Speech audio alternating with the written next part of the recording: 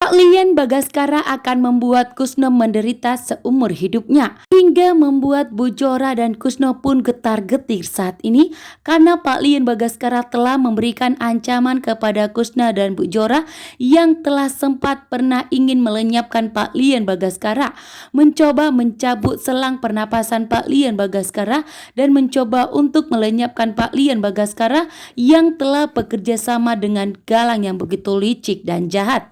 Bahkan saat ini pun Pak Lian Bagaskara tidak terima karena ternyata selama ini Kusno begitu jahat kepada Amira, memukuli Amira, bahkan begitu jahat kepada Amira membuat Pak Lian Bagaskara tidak terima. Sementara Kusno dan Bu Jora betapa kaget dan terkejutnya ternyata Pak Lian Bagaskara masih hidup. Bahkan Pak Lian Bagaskara sudah sembuh total dan berdiri tegap di hadapannya saat ini.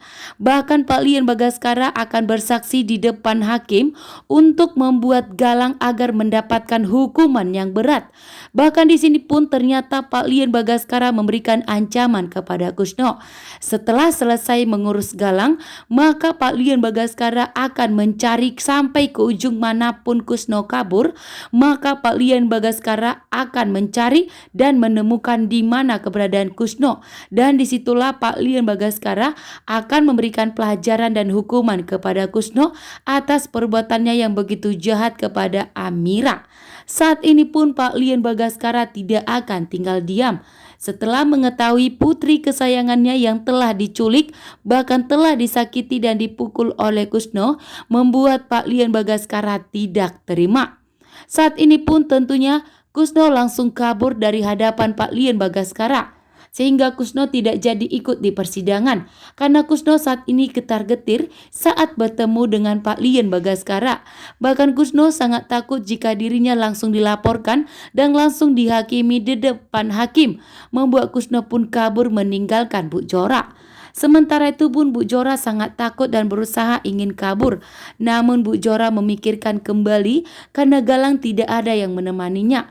Galang pun tidak ada yang berusaha untuk membela dirinya, membuat Bu Jora pun berusaha untuk membantu Galang dan akhirnya menahan rasa ketakutannya. Dan saat ini pun tentunya Pak Lian Bagaskara marah besar dan tidak akan membiarkan Bu Jora dan Kusno lepas dari hadapannya. Saat ini pun Amira juga ikut tegas.